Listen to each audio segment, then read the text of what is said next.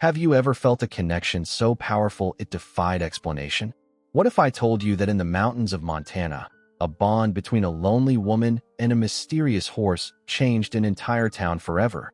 This isn't just another animal story. It's about how love transcends boundaries in ways science can't explain. In the next few minutes, you'll discover how Margaret, an outcast labeled as the Witch Woman of the Mountain, found unexpected companionship during the worst blizzard in decades. You'll witness a relationship so extraordinary that it became legend. Whether you believe in the unexplainable or not, this story will make you question what we really know about the connections between species. Before we dive in, hit that subscribe button and drop a comment letting me know where you're watching from. Are you ready to have your heart broken and healed in one story? Let's begin. The wind whistled through the barren oak trees surrounding Margaret Holloway's weathered cabin, nestled in a forgotten corner of Pinewood County, Montana. At 78, Margaret's once auburn hair had faded to steel gray, pulled back in a tight bun that accentuated the deep lines etched across her face. Her blue eyes, however, remained sharp and clear, windows to a resilience forged through decades of solitude. The cabin itself stood as a testament to time. Wooden walls darkened by age, a stone chimney that puffed steady smoke into the mountain air, and a small porch where Margaret would sit in her rocking chair, watching the seasons change across the valley below. A rusted mailbox at the end of her winding dirt driveway rarely received letters anymore. In town, 12 miles down a treacherous mountain road, Margaret's name often surfaced in hushed conversations at Miller's General Store or the Pinewood Diner. Did you hear old lady Holloway chase the Henderson boy off her property with a shotgun last week? Mabel Wilson whispered over coffee, though the story had grown more dramatic with each retelling. That woman ain't right in the head, replied Frank Miller, wiping down the counter. Living up there all alone for 30 years, talking to herself. My daddy always said that cabin was built on cursed ground. Sheriff Tom Daniels, sipping his black coffee nearby, shook his head. Now, that's just nonsense. Margaret's just a private woman who likes her space. The Henderson boy was trespassing, plain and simple. Still, insisted Mabel, there's something off about her. Nobody normal chooses to live that isolated. My cousin Judith tried to bring her some apple pie after her husband died, and Margaret wouldn't even open the door. Wouldn't you be cautious if strangers kept coming to your door because they thought you were some kind of mountain witch? The sheriff countered. The rumors had started not long after Margaret's husband, Robert, died in a logging accident in '92. She had withdrawn from the community, declining offers of support and choosing instead to forge her own path in solitude. Over the years, her infrequent trips to town became the subject of speculation. Children would dare each other to ride their bikes past the witch woman's cabin, only to pedal away frantically at the sight of her slender figure in the garden. What the townspeople didn't know was that Margaret's evenings were spent reading dog-eared classics by lamplight, or writing in journals that filled an entire bookshelf. They never saw her tend to the small vegetable garden that provided most of her meals, or how she would leave homemade remedies on the forest edge for hikers with telltale poison ivy rashes. One evening, as the first snowflakes of winter began to fall, Margaret stood at her kitchen window, watching darkness settle over the mountains. Another winter, Robert, she whispered to the empty room, a ritual she had maintained for decades. I think this one might be the hardest yet. She rubbed her arthritic hands together, feeling the cold settling into her bones earlier each year. The radio forecaster had warned of a severe storm system moving in, the worst in 20 years.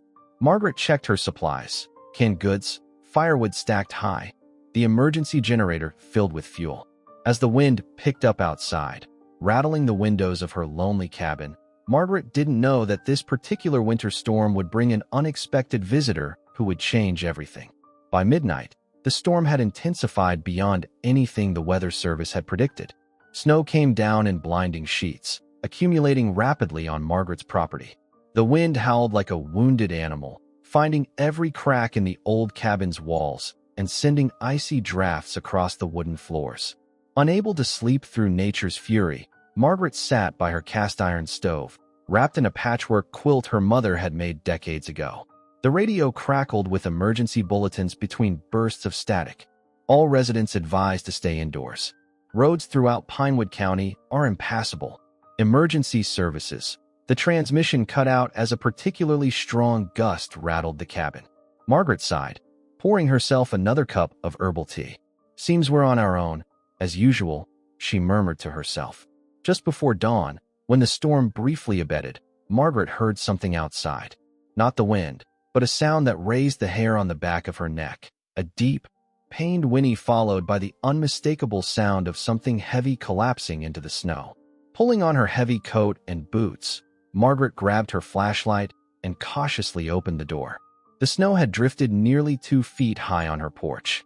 She waded through it, the beam of her light cutting through the pre-dawn darkness.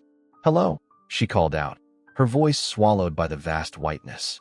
20 yards from her cabin, near the old pine that marked the edge of her property, she saw it.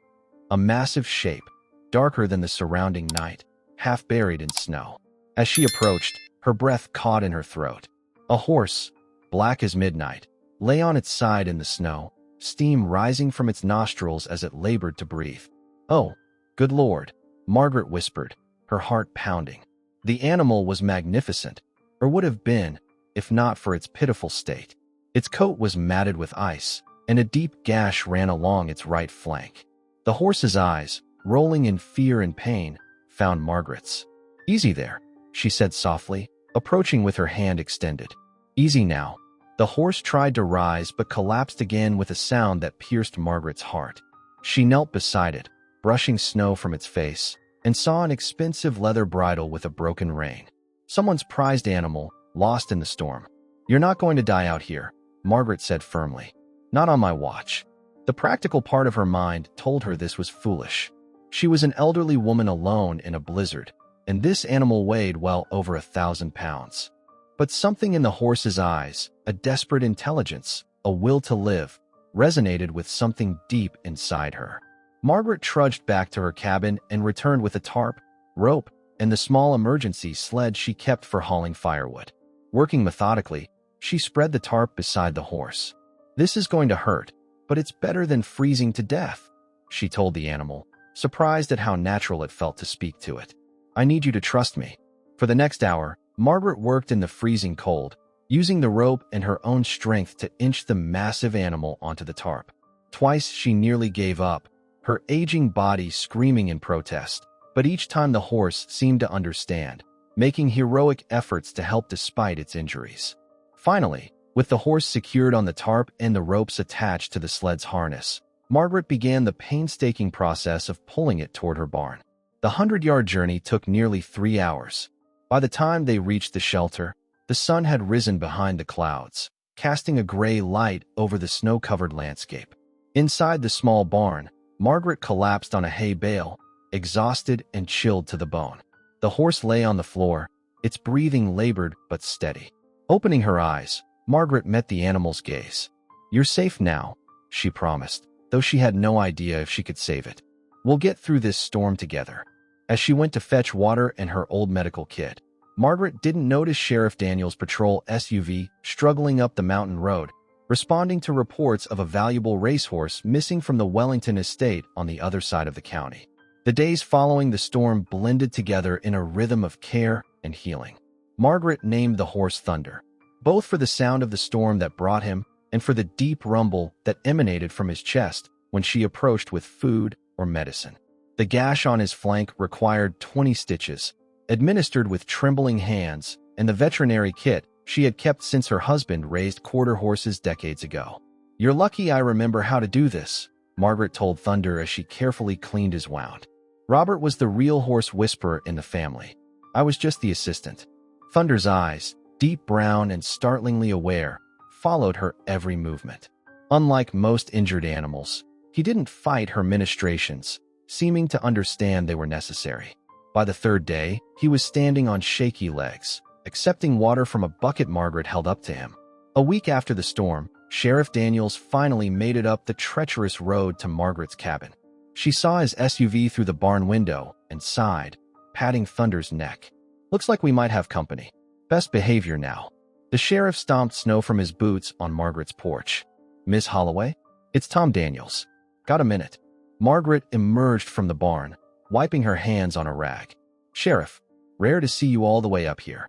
Daniels removed his hat, revealing salt and pepper hair, checking on folks after the storm. Roads are finally cleared enough to get through. You doing all right up here alone? Managing just fine, as always, Margaret replied, her tone guarded. The sheriff nodded toward the barn. Thought you didn't keep animals anymore. A moment of tension hung between them. Margaret considered lying, but decided against it. Found a horse during the storm. Injured. I've been looking after him. A horse. Danielle's eyebrows shot up. Would this be a black thoroughbred by any chance? About 16 hands high. Margaret's heart sank. You know him? The Wellingtons lost their prize racehorse in the storm. Worth about $50,000, from what I hear. Been looking all over the county. Margaret's jaw tightened. He was half dead when I found him, bleeding out in a snowdrift. The sheriff peered toward the barn. Mind if I take a look? Inside, Thunder stood in a makeshift stall Margaret had constructed from old fence panels. At the sight of the stranger, his ears flattened, and a low rumble emanated from his chest. Easy, boy, Margaret soothed, placing a calming hand on his neck. The sheriff's just doing his job. Daniels whistled low. That's him all right. Impressive animal. Wellington said his name is Midnight Runner. His name is Thunder now, Margaret said firmly. And he's not ready to be moved. That gash on his flank needs at least another week to heal properly. The sheriff studied her face, then the horse. The Wellingtons were pretty adamant about getting him back immediately. They've got races planned. Racing him with a wound like that would be cruel, Margaret replied, her voice sharp. You can tell the Wellingtons that if they want their horse back in racing condition, they'll let me finish what I started. Thunder stomped a hoof and tossed his head, as if in agreement. To Margaret's surprise, Daniels laughed. I've never seen anything like it. Horse seems to understand exactly what we're saying. He rubbed his chin thoughtfully. Tell you what, I'll tell the Wellingtons their horse is safe and recovering. I'll explain he needs more time before transport. Relief flooded through Margaret. Thank you, Sheriff. As the weeks passed, Thunder's physical recovery was remarkable, but even more striking was the bond forming between horse and woman. He would follow Margaret around the property like a loyal dog, watching as she chopped wood or tended her garden once the snow began to melt. At night, Margaret would sit on a stool in the barn, reading aloud from her favorite books while Thunder listened, ears perked forward attentively. One crisp morning in early spring, Margaret opened the barn door to find Thunder standing straight and tall, his coat gleaming in the sunlight, all traces of his injury gone except for a white line of scar tissue. Look at you, she whispered, her throat tight with emotion. Magnificent.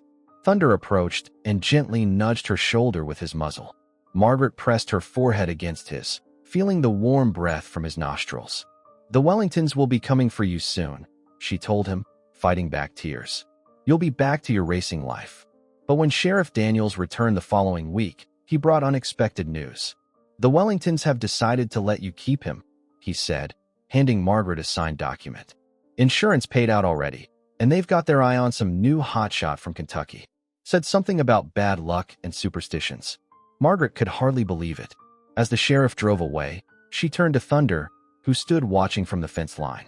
Looks like it's just you and me now, she said, her weathered face breaking into a rare smile. Partners. Thunder tossed his head and whinnied, as if sealing a pact that would change both their lives forever. Spring melted into summer, and word traveled quickly through Pinewood County that Margaret Holloway was keeping a mysterious black horse on her property. What began as simple curiosity soon transformed into something darker, fed by the town's long-standing wariness of the solitary woman. It started at Miller's General Store, where Mabel Wilson held court behind the register. Did you see that horse of hers? She asked Jim Taylor, who delivered propane to Margaret's cabin monthly. Black as sin and quiet as death. Doesn't make a sound when you approach, just watches you with those eyes. Jim shifted uncomfortably. It's just a horse, Mabel. No ordinary horse stands statue still for hours, staring at you like it can read your thoughts, Mabel insisted. I was dropping off a package at her mailbox, catalog she ordered, and I swear that animal tracked my every move without blinking once. By mid-July, Margaret had begun riding Thunder around her property and occasionally down to the forest's edge. The sight of the elderly woman atop the magnificent black stallion became something of local legend, especially when witnessed in the golden light of dusk or the misty hours of dawn. Pastor Williams mentioned it during Sunday service, though not by name. We must remember that unnatural attachments to God's creatures can lead us astray from the path of righteousness, he cautioned, his eyes sweeping meaningfully across the congregation. One Tuesday afternoon, Margaret decided to ride Thunder into town for supplies, something she hadn't done in the 3 months since his recovery. As they clip-clopped down Main Street, conversations halted and faces appeared in shop windows. Thunder moved with dignified grace, seemingly oblivious to the stares, while Margaret sat straight-backed in a worn Western saddle she'd found in her barn. Outside the general store, she dismounted carefully, her arthritic joints protesting, and tied Thunder to the hitching post, a relic from another era that hadn't seen use in decades. "Stay here," she murmured to him. "I won't be long." Inside, the usual hum of conversation died instantly. Margaret nodded politely to the half-dozen customers and approached the counter where Frank Miller stood, eyes wide. "Afternoon, Frank. I need flour, coffee, and some of those canned peaches if you've got them." Frank swallowed visibly. "Sure thing, Miss Holloway." He began gathering her items with unusual efficiency. Behind her, Margaret heard whispers. "Never seen a horse that big. Did you notice it doesn't have a shadow? My cousin said it appeared out of nowhere during that winter storm." Margaret ignored them, paying for her goods and collecting her bags. But as she turned to leave, Mabel Wilson blocked her path. "Where'd you get that animal, Margaret?" she asked, her voice carrying in the now silent store. Margaret met her gaze steadily. "He found me during the storm. Sheriff Daniels knows all about it." "That's not what I asked," Mabel persisted. "What kind of horse doesn't make noise when it walks? What kind never seems to eat or drink that anyone's seen?" "The kind that minds its own business," Margaret replied coolly. "Something folks around here might consider trying." Outside, a small crowd had gathered around Thunder, keeping a respectful distance. As Margaret emerged, Thunder's ears perked up, and he pawed the ground once, the first sound he'd made since their arrival. "Stand back, please," Margaret said, untying him. With surprising agility for her age, she mounted and turned Thunder toward home. As they rode away, 10-year-old Billy Parker raced alongside them for a few yards. "Is it true your horse can predict when people are going to die, Miss Holloway?" he called out. Margaret looked down at the boy, seeing genuine curiosity rather than malice. "Thunder's just a horse, Billy. A smart one, but just a horse." But even she didn't fully believe those words anymore. That evening, as storm clouds gathered over the mountains, Pastor Williams and 3 church elders drove up to Margaret's cabin. Thunder, grazing nearby, raised his head and stared as the men approached the porch. "Margaret," the pastor called, keeping a nervous eye on the horse. "We've come to talk about your situation." Margaret stepped onto the porch, arms crossed. "What situation would that be, Pastor?" "There's concern in town about that animal," he said, gesturing toward Thunder, who had moved closer, silently watching. "People are saying things, unsettling things." One of the elders, Harold Jenkins, stepped forward. "It ain't natural, Margaret. A horse that size appearing during the worst storm in decades? The way it looks at people? My wife won't even drive past your property anymore. So you've come to what? Exorcise my horse?" Margaret's voice dripped with sarcasm. The third man, whom Margaret didn't recognize, spoke up. "We're offering to buy it from you. Fair price. My brother has a ranch in Idaho, far away from here." Thunder moved closer still, his eyes fixed on the men. A low rumble of thunder echoed across the valley, though the storm was still miles away. "He's not for sale," Margaret said firmly. "And there's nothing wrong with him except that he's smarter than most people in this town." Pastor Williams sighed. "Margaret, there are children having nightmares. Clara Thompson's boy is convinced he saw your horse standing outside his window last night, looking in. Tommy Thompson lives 8 miles from here," Margaret scoffed. "Thunder was in the barn all night. Just think about our offer," the pastor said as they retreated to their car, eyeing Thunder warily. "For the good of the community." As they drove away, Margaret placed her hand on Thunder's neck, feeling the strong pulse beneath his sleek coat. "They're afraid of what they don't understand," she told him. "Just like they've always been afraid of me." Thunder nudged her gently, and Margaret could have sworn she saw something in his eyes, not just intelligence, but a profound understanding of the complex nature of human fear. Together they watched the storm roll in, 2 outcasts finding solace in each other's company while the town below buzzed with fearful speculation. Time, That relentless force that changes all things did not spare Margaret Holloway. 5 years passed since Thunder had come into her life, each season marked by small but significant declines in her strength and mobility. Her once straight posture gradually curved, and the arthritis in her hands worsened until simple tasks like buttoning her coat became daily challenges. Yet these years had also been among her happiest. The solitude that had once been her refuge became a shared experience with Thunder, whose presence filled the silent spaces of her days with quiet companionship. On a golden autumn afternoon, Margaret sat on her porch, watching fallen leaves dance across the yard. At 83, her movements had become more deliberate, each step carefully considered to avoid the pain that had become her constant companion. "We need more firewood before winter," she said to Thunder, who stood nearby, his coat gleaming in the afternoon sun. "Don't suppose you've figured out how to operate an axe yet?" The horse snorted softly, as if amused by the suggestion. Margaret sighed and rose slowly from her chair, gripping the porch railing for support. A wave of dizziness washed over her, and she swayed precariously. Before she could fall, Thunder was beside her, positioning himself so she could lean against his solid form. "Thank you, old friend," she murmured, steadying herself against him. "Don't know what I'd do without you these days." This had become increasingly common. Thunder anticipating her needs, positioning himself to provide support when her balance faltered, standing patiently beside the woodpile as she gathered kindling, carrying small loads on a makeshift harness she had fashioned. In town, the rumors about Margaret and her unusual horse had evolved from fearful superstition to reluctant respect. Sheriff Daniels, now nearing retirement himself, made a point of checking on her monthly, bringing supplies and news from town. "You know, Margaret," he said during one such visit, watching as Thunder carried a basket of apples from the small orchard to the porch. "I've never seen anything like him. 28 years in law enforcement, and that horse is the closest thing to a miracle I've witnessed." Margaret smiled, her face now deeply lined, but her blue eyes still bright. "He's special, all right. Smarter than most people I've known. The Wellington boy, he's running the family estate now. Asked about him the other day. Still can't believe they let you keep such a valuable animal." "Thunder wouldn't have gone with them even if they'd tried to take him," Margaret said with quiet certainty. "Some bonds can't be broken by legal papers." As winter approached, Margaret's health took a worrying turn. A persistent cough settled in her chest, and her appetite diminished. Dr. Reynolds, making a rare house call at Sheriff Daniels' insistence, listened to her lungs with concern. "You should consider moving into town for the winter, Margaret," he suggested, packing away his stethoscope. "This isolation isn't good for someone in your condition. What if you fall? What if the power goes out?" "I've managed 60 years of Montana winters, Doctor," Margaret replied stubbornly. "I'll manage this one too." What she didn't mention was her growing dependence on Thunder. Each morning, he would wait patiently by the porch until she emerged, sometimes as late as midday when her joints refused to cooperate.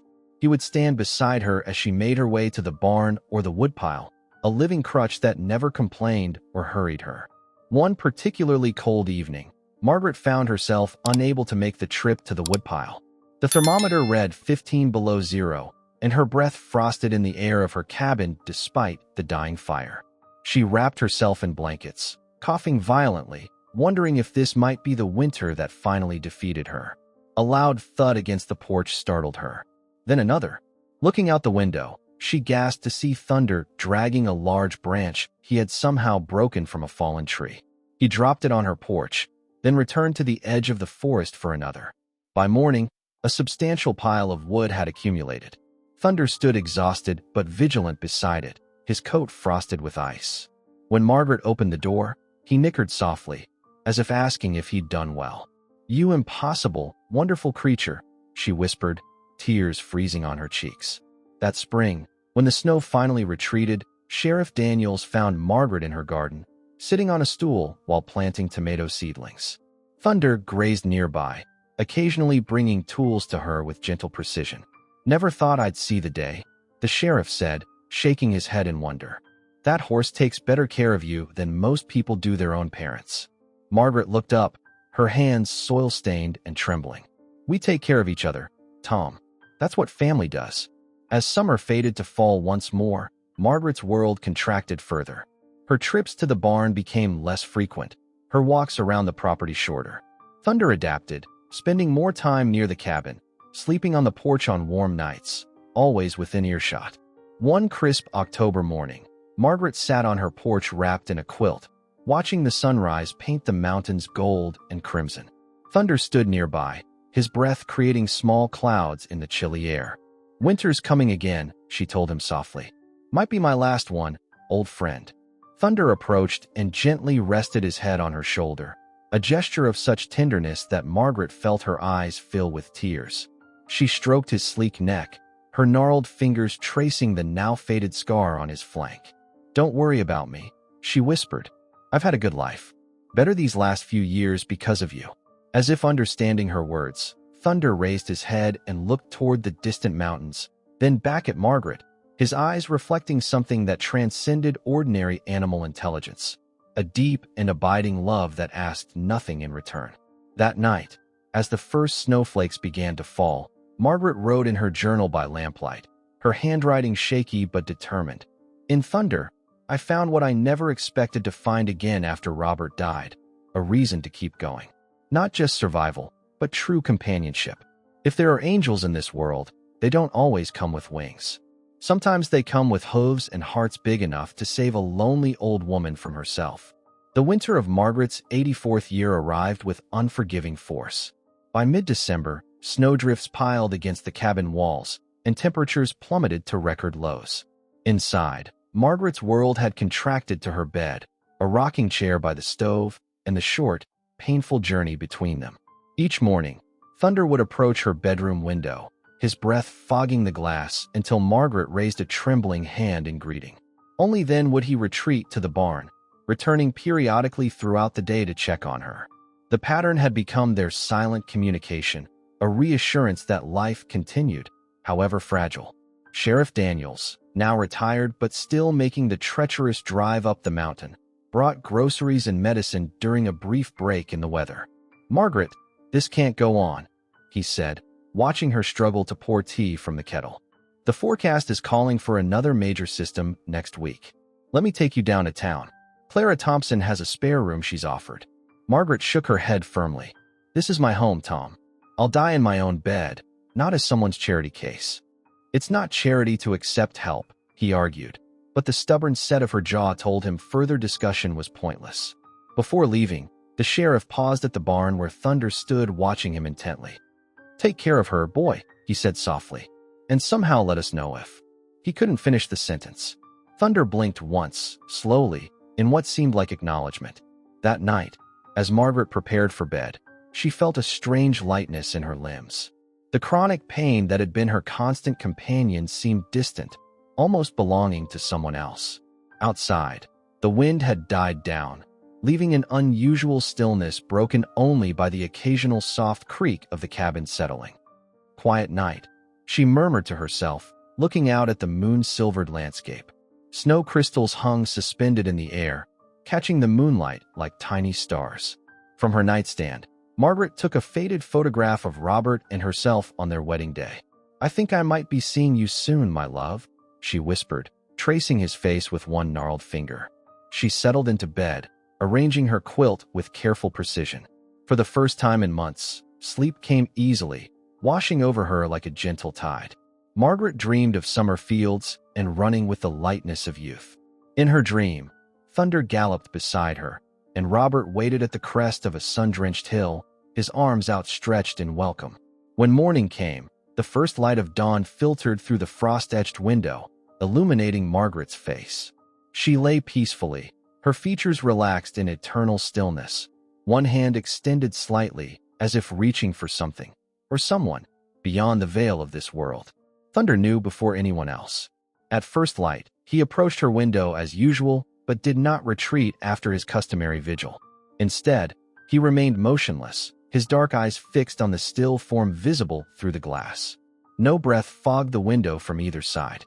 For hours, he stood sentinel, even as the temperature dropped and snow began to fall again. When Sheriff Daniels' SUV struggled up the driveway late that afternoon, concerned by the smoke-free chimney, Thunder finally moved, positioning himself directly in front of the cabin door. "Hey, boy," The sheriff called, trudging through the snow. Margaret inside? The horse's unusual stillness sent a chill through him that had nothing to do with the cold. Thunder's eyes held a message that required no words. "Oh no," Tom whispered. "Margaret." He approached the door, and only then did Thunder step aside, allowing him to enter but following close behind, something he had never done before.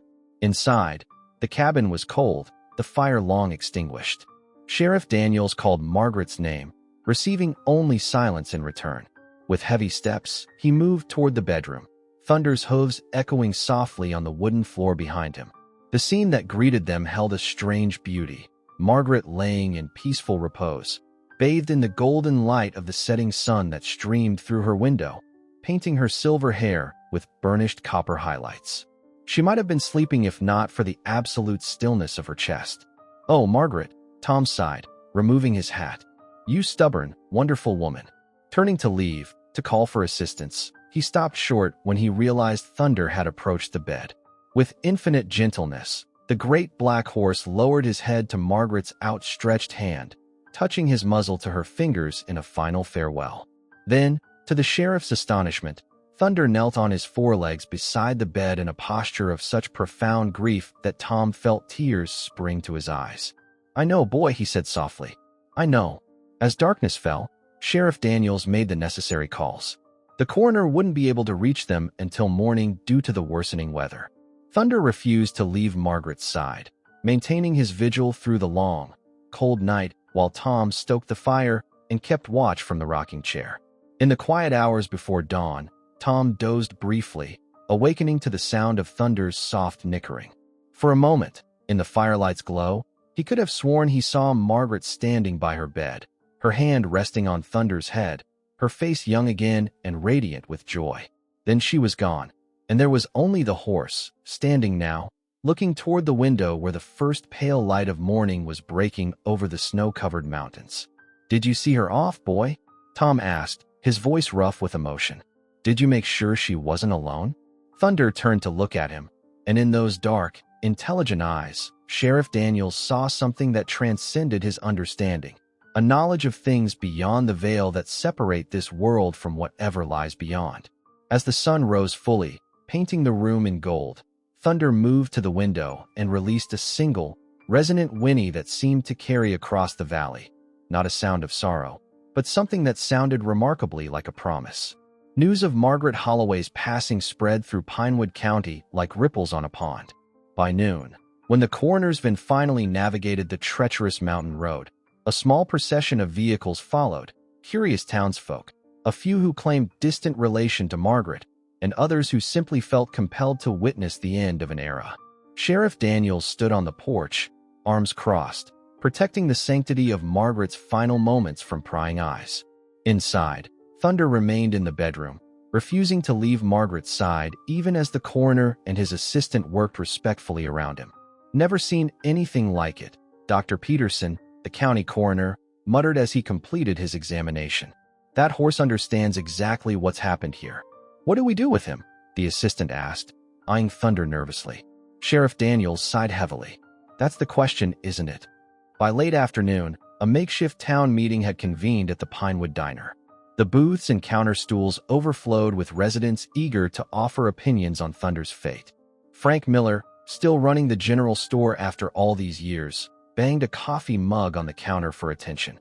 "Folks, we need to figure this out. Margaret Holloway's horse can't stay up there alone, and none of us know how to handle an animal like that. My cousin's got a farm over in Billings," offered Pete Sanderson, a local rancher. "Said he'd take him, no questions asked. Even pay a fair price." Mabel Wilson snorted. "Pete, your cousin runs that slaughterhouse disguised as a farm. We all know it." "Well, what do you suggest?" Pete shot back.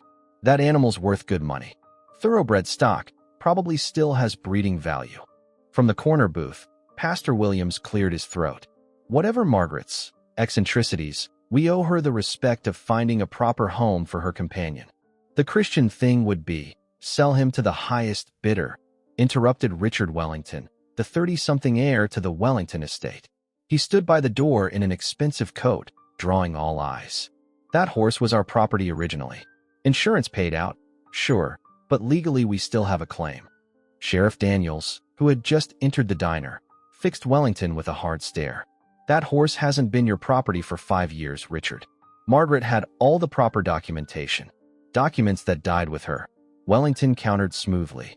No will has been found. No next of kin. By default, the animal should return to its original owner. A murmur rippled through the crowd. Wellington wasn't well liked, but he had money and influence. That ain't right, said old Joe from his usual seat at the counter. That horse chose Margaret. Anyone who saw them together knows that. Horses don't choose people, Wellington scoffed. They're animals, not fairy tale characters. What about the sanctuary over in Helena, suggested Clara Thompson.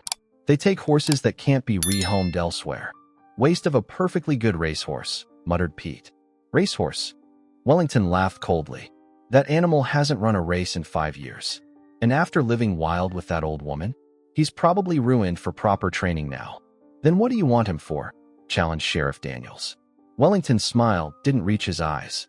Sentimentality, perhaps. Family legacy. Or maybe I just don't like the idea of something that belonged to us being given away. The argument continued in circles, voices rising until Frank Miller banged his mug again. Enough. This isn't getting us anywhere. We need to think about what's practical. Practical would be putting it down, said a voice from the back. Heads turned to see Dr. Reynolds, the town's aging veterinarian. The horse is at least 15 years old. Injured years ago. Probably developed all sorts of behavioral issues living with Margaret. Most humane thing might be to end its suffering now. An uncomfortable silence fell over the diner. You can't be serious, Sheriff Daniels finally said. That animal is perfectly healthy. For now, Dr. Reynolds countered. But who's going to care for it? Feed it through winter? Margaret's property will go to the county eventually. The horse will end up starving or freezing before spring. More voices joined the debate, the tone growing increasingly contentious. Some argued for selling Thunder to recoup costs for Margaret's funeral. Others suggested releasing him into the wild. Wellington continued pressing his claim of ownership, while Dr. Reynolds maintained euthanasia was the kindest option.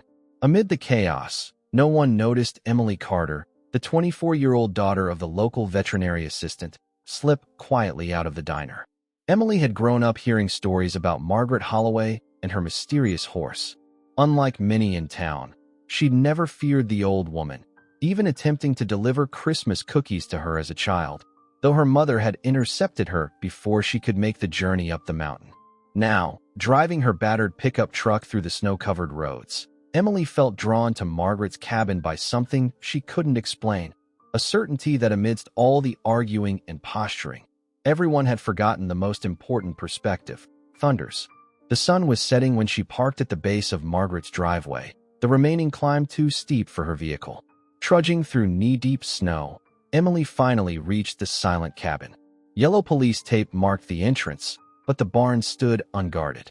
Inside, she found Thunder standing motionless in the center of the small space, his head lowered, the magnificent creature now a portrait of grief. Hey there, Emily said softly, keeping her distance. I'm Emily. I've heard so much about you. Thunder raised his head, fixing her with an intelligent gaze that made her breath catch. There was recognition there, not of her specifically, but of something in her intent, kindness, perhaps, or genuine concern. They're all down there arguing about what to do with you, she continued, slowly approaching with her hand extended. But nobody asked what you might want. To her amazement, Thunder stepped forward and gently pressed his muzzle against her outstretched palm. The connection felt electric, not frightening, but profound, as if some understanding had passed between them. You loved her very much, didn't you? Emily whispered. Thunder's eyes, so expressive and deep, seemed to hold all the answers she needed. In that moment, Emily made a decision that would change the course of both their lives. I won't let them hurt you, she promised. Whatever it takes. As night fell completely, Emily Carter sat on a hay bale beside the grieving horse, formulating a plan while the town continued to debate Thunder's fate, unaware that the bond Margaret had formed with the extraordinary animal was about to find a new guardian. The following morning dawned clear and bitter cold. Emily Carter arrived at her mother's veterinary clinic earlier than usual, her mind filled with plans and contingencies. You're up with the birds today, remarked Susan Carter, looking up from her paperwork as Emily hung her coat. Everything okay? Emily measured her words carefully. I went to see Margaret Holloway's horse yesterday. Susan's expression shifted to concern. Emily, you shouldn't have gone up there alone. That animal is unpredictable, and the property is technically off limits now. He's not unpredictable, Mom. He's grieving. Emily pulled out a chair and sat across from her mother. They're going to kill him or sell him to the highest bidder. I can't let that happen. Susan sighed, recognizing the determined set of her daughter's jaw. The same expression Emily had worn when rescuing abandoned kittens as a child or rehabilitating injured wildlife as a teenager. What exactly are you planning? She asked warily. I'm going to feed him and make sure he's okay until we figure something out. Emily leaned forward. Mom, if you could have seen him, he understands what's happened. He's mourning Margaret. Horses do form attachments, Susan acknowledged. Her professional interest peaked despite her reservations. But honey, this isn't a stray cat. Thunder is valuable property that will be disposed of according to county regulations. That's just it. Everyone sees him as property, not as a being who just lost his person. Emily's voice cracked slightly. I need your help, Mom. Just some feed and supplies until I can find a better solution. Susan studied her daughter, now a grown woman but still possessing the same compassionate heart that had both worried and inspired her over the years. 2 weeks, she finally said. I can give you supplies for 2 weeks. After that, we need a real plan. Emily hugged her mother tightly. Thank you. I promise we'll figure something out. That afternoon, Emily returned to Margaret's property with a truck bed full of hay, grain, and basic medical supplies. To her surprise, Sheriff Daniels' vehicle was parked in the driveway. Thought I might find you here, he said, emerging from the barn as she approached. Noticed some fresh footprints yesterday that were too small to be mine. Emily tensed, preparing for a reprimand, but the sheriff merely smiled. Glad someone else is thinking about his welfare. He continued, nodding toward Thunder, who stood watching them from inside the barn. I've been coming up twice a day to check on him, but I can't keep that up forever. Relief flooded through Emily. I brought supplies. My mom's helping me. Susan's a good woman. Got more sense about animals than most of the folks arguing down at the diner. The sheriff helped Emily unload the hay. Wellington's pushing hard for ownership. Got some fancy lawyer from Billings making noise about prior claims. He can't take Thunder, Emily said fiercely. You saw how that horse was with Margaret. He'd rather die than go with Wellington. Sheriff Daniels nodded gravely. That's what worries me. But county regulations are clear. Valuable livestock gets auctioned off if there's no will specifying otherwise. Inside the barn, Emily approached Thunder carefully, holding out an apple in her palm. After a moment's hesitation, he accepted it, his movements deliberate and gentle. Good boy, she murmured, tentatively stroking his neck. I know you miss her. The sheriff watched, impressed by how quickly the horse seemed to accept Emily. He's letting you get close. Took Margaret weeks to gain that much trust, from what she told me. Maybe he knows I want to help. Emily examined Thunder's water bucket, finding it empty. As she filled it from a nearby pump, she added, or maybe he just remembers me. Remembers you? You've met before. Emily nodded. 10 years ago, I tried to bring Christmas cookies to Margaret. Mom caught me halfway up the mountain and brought me home, but not before I saw them together from a distance. Margaret was reading to him on the porch. I never forgot it. For the next week, Emily established a routine. Morning and evening, she would drive up to care for Thunder, spending hours talking softly to him, brushing his coat, and occasionally reading aloud from books she found in Margaret's cabin. Sheriff Daniels continued to check in, bringing updates from town that grew increasingly concerning. Wellington's getting impatient. He informed her one evening. County commissioners are meeting Monday to decide what happens to the property and, by extension, Thunder. Emily's heart sank. So soon. I've delayed as much as I can. The sheriff looked apologetic. Emily, you should prepare yourself. The outcome might not be what we hope for. That night, a late-season blizzard swept through the valley, making the roads impassable. Worried about Thunder, Emily convinced her reluctant mother to drive her as far as possible in their truck with four-wheel drive, then hike the last mile through swirling snow. When she finally reached the barn, exhausted and half-frozen, she found Thunder standing protectively over a collapsed section of roof, where snow had accumulated and broken through the aging timbers. It's okay, boy, she assured him, examining the damage. We'll figure this out. Through chattering teeth, Emily realized she couldn't make it back down the mountain in these conditions. The cabin, still marked with police tape but unlocked, was her only option for shelter. Inside, the space felt unnervingly personal, Margaret's life suspended in time. Photos on the mantel showed a younger Margaret with a handsome man Emily assumed was her late husband. Books lined every available shelf, and a half-finished knitting project sat in a basket by the rocking chair.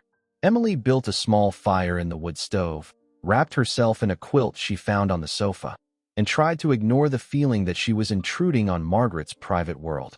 Outside, the wind howled like a living thing, and snow continued to pile against the windows. Around midnight, Emily woke to the sound of Thunder's insistent whinnying from the barn. Grabbing a flashlight, she made her way through the blizzard to find him pacing anxiously, his eyes fixed on the cabin. "What is it, boy?" she asked, checking him for injuries. Thunder moved to the barn door, looking out at the snow-covered yard, then back at Emily. When she didn't move, he repeated the gesture more urgently. "You want me to go back to the cabin?" The horse pawed the ground once, as if in affirmation. Puzzled but too cold to argue, Emily returned to the cabin. As she opened the door, she immediately smelled smoke, not from the wood stove, but an acrid electrical scent. Following her nose and the thin haze that had begun to fill the room, she discovered an ancient space heater in Margaret's bedroom that had shorted out, smoldering dangerously near a stack of books. Emily quickly unplugged it and doused the area with water, her hands shaking with the realization of what might have happened had she remained asleep, or how the cabin might have burned with no one there to intervene. He knew, she whispered to herself. Somehow he knew. When morning came and the storm cleared, Emily returned to the barn with renewed determination.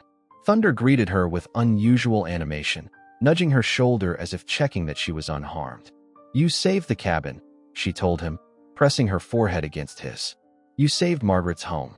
In that moment of connection, Emily felt something shift between them, the beginning of a bond that echoed what Margaret and Thunder had shared, different yet built on the same foundation of trust and understanding. When Sheriff Daniels arrived later to check on them, Emily met him at the driveway, her expression resolute. "I know what we need to do," she said without preamble. "Thunder needs a sanctuary, not an owner, and I know exactly where to take him." The sheriff raised an eyebrow. "You have a plan?" "I do now," Emily replied, looking back at the black horse who stood watching them from the barn door, his intelligent eyes reflecting the morning light. "And I think Margaret would approve." Monday morning arrived with a clarity that only follows a major storm. The air crystalline, the landscape transformed into pristine white sculptures. Emily Carter sat in the back row of the county commissioners' meeting, her hands clutched tightly in her lap, as Chairman Harris called the session to order. Item 4 on today's agenda concerns the disposition of the Holloway property and assets following Margaret Holloway's death, without apparent heirs or will, he announced, shuffling papers. "Sheriff Daniels, please update us on the situation." Tom Daniels stood, his retirement evident only in the absence of his uniform, his bearing still that of a lawman. Margaret Holloway's property includes a cabin, approximately 40 acres of mostly forested land, and one thoroughbred horse. No will has been located despite thorough searching of the premises. No relatives have come forward. Richard Wellington raised his hand, not waiting to be acknowledged. "My family has a prior claim on the horse. I have documentation proving our ownership before it was lost during a storm 5 years ago." Chairman Harris nodded. "Your claim has been noted, Mr. Wellington. However, we must follow proper procedure for all of Ms. Holloway's assets." From the other side of the room, Dr. Reynolds spoke up. "As town veterinarian, I recommend humane euthanasia for the animal. Its age and circumstances make rehoming problematic." Emily felt her heart hammering against her ribs. This was the moment she had been preparing for. She stood, drawing all eyes to her slender figure at the back of the room. "Commissioners, if I may speak?" Her voice wavered slightly, but grew stronger as she continued. "My name is Emily Carter. I've been caring for Thunder, Ms. Holloway's horse, since her passing." Chairman Harris looked surprised but nodded. "Go ahead, Ms. Carter." "Thunder isn't just property to be disposed of," Emily began, unfolding a document she had been clutching. "He was Margaret Holloway's companion and, I believe, the reason she was able to remain independent in her final years." Wellington scoffed audibly, but Emily pressed on. I've discovered something while caring for Margaret's home. She approached the commissioner's table and placed a leather-bound journal before them. This is Margaret's diary. In it, she clearly expresses her wish that Thunder be sent to the Wild Horse Sanctuary in southwestern Montana if anything happened to her. A murmur rippled through the room. Sheriff Daniels couldn't suppress a small smile of approval. "May I see that?" Chairman Harris asked, reaching for the journal. He flipped through the pages until he reached a marked entry, scanning it with furrowed brow. Wellington rose to his feet. A convenient discovery. How do we know this wasn't fabricated after the fact? The journal is dated, Emily replied calmly. And Sheriff Daniels can attest that Margaret spoke of the sanctuary to him on several occasions. All eyes turned to the former sheriff, who nodded confirmation. She mentioned it last spring when I helped her with some repairs. Said it would be a good place for Thunder if anything happened to her. Chairman Harris studied the journal entry again. This is an illegal will, Ms. Carter. However, it does provide insight into Ms. Holloway's wishes, which the county takes seriously. Dr. Reynolds cleared his throat. The sanctuary may not accept an animal of Thunder's age and temperament. And the transportation costs alone, I've already contacted them. Emily interrupted. They've agreed to take him, and I've arranged transportation. She placed another document on the table. I have a letter of acceptance from their director, who knew Margaret years ago. Wellington's face darkened with anger. This is outrageous. That horse is worth thousands of dollars. The county can't simply give away valuable property based on some scribblings in a diary. Actually, Mr. Wellington, interjected County Attorney Blake, who had been listening silently until now. In cases without clear testamentary instructions, but with documented evidence of the deceased's wishes, the county has considerable discretion. The animal's welfare is also a factor we must consider. Chairman Harris looked thoughtful. Ms. Carter, what makes you believe this sanctuary is the right place for the animal? Emily took a deep breath. The Wild Horse Sanctuary specializes in caring for horses that have formed unusual bonds with humans. They don't break them, train them, or use them. They simply give them space to live out their lives in peace. It's exactly what Margaret would have wanted for Thunder. And you're willing to cover the transportation costs? Commissioner Wilson asked skeptically. I am, Emily confirmed. I've also started a fundraiser to help with his care.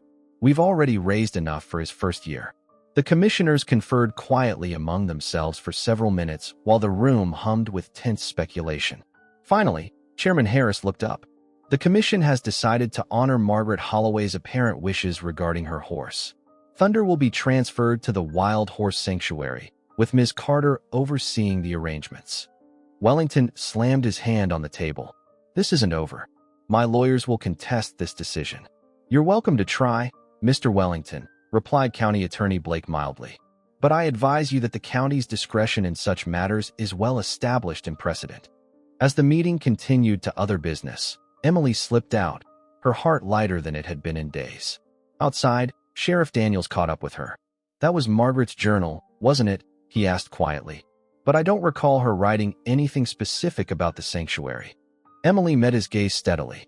The journal is genuine. And you told me yourself she mentioned the sanctuary to you. A smile tugged at the corner of his mouth. I did at that. Convenient how those pieces fit together, isn't it? Sometimes things work out the way they're supposed to, Emily replied simply. 3 days later, as dawn broke over the mountains, Emily led Thunder from Margaret's barn for the final time. The specialized horse trailer waited at the base of the driveway, its driver patient and experienced with traumatized animals. Thunder seemed to understand the significance of the moment. He paused at the cabin's porch, turning to look at the weathered structure that had been Margaret's home for so long. She's not there anymore, boy, Emily said softly, stroking his neck. But I think she'd be happy knowing where you're going. To her surprise, Thunder released a single, resonant whinny, the first vocalization she had heard from him since taking over his care. The sound echoed across the valley, seeming to linger in the clear morning air. The journey to the sanctuary took most of the day, winding through mountain passes and broad valleys. Emily rode in the cab with the driver, checking on Thunder frequently at every stop. As sunset approached, they arrived at the Wild Horse Sanctuary, 5,000 acres of protected grassland, rolling hills, and scattered groves of pine and aspen. Maria Santiago, the sanctuary's director, greeted them warmly. Margaret's horse, she said, studying Thunder with knowing eyes. I remember her letters about him. She was afraid no one would understand him after she was gone. You knew Margaret? Emily asked in surprise. Maria nodded. We corresponded for years after she read an article about our work. She never visited, wouldn't leave him alone, but she supported us however she could. Thunder stepped carefully from the trailer, surveying his new surroundings with alert interest. In the distance, a small herd of horses grazed peacefully in the golden evening light. Will he be okay here? Emily asked, suddenly anxious about leaving him. He's used to being with people. With Margaret. Maria smiled gently. Some horses need people. Others need space and freedom. The special ones, like Thunder, need both. He'll have that here. As they led Thunder to a spacious paddock where he would spend his first few nights before being gradually introduced to the herd, Emily felt a bittersweet ache in her chest. Over just 2 weeks, she had grown deeply attached to this extraordinary animal. I can come visit, right? She asked, blinking back unexpected tears. Anytime, Maria assured her. Though I suspect he'll do just fine. Margaret prepared him well for this transition, whether she realized it or not. When the time came to leave, Emily wrapped her arms around Thunder's neck in a final embrace. Goodbye, boy. Be happy here. Thunder pressed his muzzle gently against her cheek, his breath warm in the cooling evening air. Then, to both women's amazement, he turned and walked purposefully to the far side of the paddock, where he could overlook the sanctuary's vast expanse and the mountains beyond. He's looking toward home, Emily whispered. Maria shook her head slightly. No, I think he's looking toward his future. Margaret gave him his past. Now it's time for what comes next. As Emily drove away, watching Thunder's silhouette grow smaller in the rearview mirror, she felt not sadness but a profound sense of rightness, as if she had completed a circle that had begun long before she entered the story of Margaret and her extraordinary horse. 5 years passed, seasons turning like pages in a book, each writing its own chapter across the Montana landscape. Pinewood County changed too. A new housing development sprung up on its eastern edge, the old mill finally closed its doors, and Sheriff Daniels' retirement became complete when he moved to Arizona for his arthritis. Margaret Holloway's cabin, after standing empty for 2 years, was purchased by a writer from Minneapolis seeking solitude and inspiration. The townsfolk gradually stopped telling scary stories about the witch woman of the mountain. Those tales replaced by more nuanced recollections of the independent old woman and her mysterious horse. Emily Carter completed her veterinary training and joined her mother's practice, specializing in equine medicine. Twice yearly, she made the journey to the Wild Horse Sanctuary, bearing apples and quiet companionship for a certain black horse who seemed to recognize her the moment her truck appeared on the horizon. On a crisp autumn afternoon, Emily parked her vehicle at the sanctuary's visitor center, where Maria greeted her with a warm hug. He's been watching the road all morning, Maria said with a knowing smile. I swear he marks your visits on some internal calendar. They walked together across the sanctuary grounds, gold and amber leaves crunching beneath their boots. In the distance, several groups of horses grazed peacefully, their coats gleaming in the afternoon sun. How's he been? Emily asked, scanning the landscape for Thunder's distinctive silhouette. Remarkable as always, Maria replied. The new interns are convinced he understands English. Last week, one of them was reading a novel under the big cottonwood, and Thunder stood listening for nearly an hour. Emily smiled. Margaret used to read to him every evening, said he preferred the classics. They crested a small hill, and there he was, standing alone on a ridge overlooking the valley, his coal-black coat contrasting sharply with the autumn palette surrounding him. At 15 years old now, Thunder should have shown significant signs of aging, yet he remained as majestic as the day Emily first saw him in Margaret's barn. Thunder, she called, her voice carrying on the breeze. The horse's head turned immediately. For a moment, he stood motionless, silhouetted against the sky. Then, with fluid grace that belied his age, he cantered down the slope toward them. Still moves like a colt, Maria observed admiringly. The younger horses can't keep up with him on the North Range. When Thunder reached them, he greeted Emily with gentle familiarity, nuzzling her shoulder and nickering softly. She produced an apple from her pocket, which he accepted with dignified appreciation. I've brought something else too, Emily said, reaching into her bag to withdraw a weathered leather-bound book. Found this when Mom was cleaning out some old boxes. Thought you might like to hear it again. As Emily settled under a nearby oak tree, Thunder positioned himself attentively beside her. Maria watched with quiet wonder as Emily opened Margaret's old copy of Black Beauty and began to read aloud. Thunder's ears flicked forward, his eyes half closed in what appeared to be contented recognition. "I've never seen anything like it," Maria said later as they watched Thunder rejoin a small group of horses on the hillside. "Most of our rescues eventually integrate fully with the herd, but Thunder maintains this separateness. It's like he's part of two worlds. Margaret used to say he was too human to be just a horse, and too much a horse to ever be human," Emily replied. She thought that's why they understood each other so well, both of them caught between worlds. That evening, as sunset painted the sanctuary in fiery hues, Maria invited Emily to stay for dinner with the staff and volunteers. Around the long wooden table in the main house, stories flowed as freely as the coffee. "Is it true that Thunder appeared during the worst blizzard in 50 years? Asked Liam, a new volunteer from California. Emily smiled. "That's how Margaret found him, yes. Half dead in a snowdrift." "And he used to bring her firewood when she got too old to collect it herself?" Asked another volunteer incredulously. "He dragged branches to her porch," Emily confirmed. "Sheriff Daniels witnessed it himself." "What about the story that he warned the town when Margaret died?" Liam pressed. "My grandmother in Pinewood swears he came down the mountain alone and stood outside the sheriff's office until someone followed him back up." Emily exchanged a glance with Maria. "That part's gotten a bit embellished over time," she said diplomatically. "But he did alert Sheriff Daniels that something was wrong."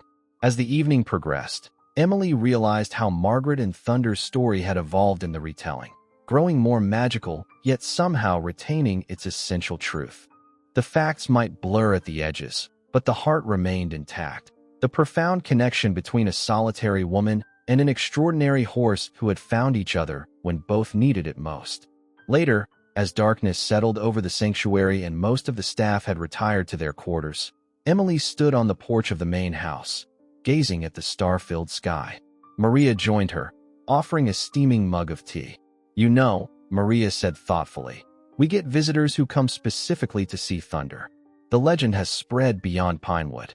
Last month, a couple drove all the way from Seattle because their daughter read about him in some blog about animal intelligence." Emily sipped her tea. What did they think when they saw him? "Most expect something more. Obviously magical, I suppose," Maria replied with a quiet laugh. "A horse that does tricks or somehow appears supernatural. They don't understand that the extraordinary thing about Thunder is much subtler. It's his capacity for connection, for understanding." In the moonlit pasture beyond the house, a solitary figure moved across the silvery landscape, Thunder making his nightly patrol of the sanctuary boundaries. "He always does that," Maria explained, following Emily's gaze. "Every night without fail, he walks the entire perimeter, as if checking that all is secure before he rests." "Protecting his new herd," Emily murmured. "Yes, but there's something else." Maria hesitated. "Have you noticed he always ends at the North Ridge? The one that faces toward Pinewood?" Emily nodded slowly. "I've seen that.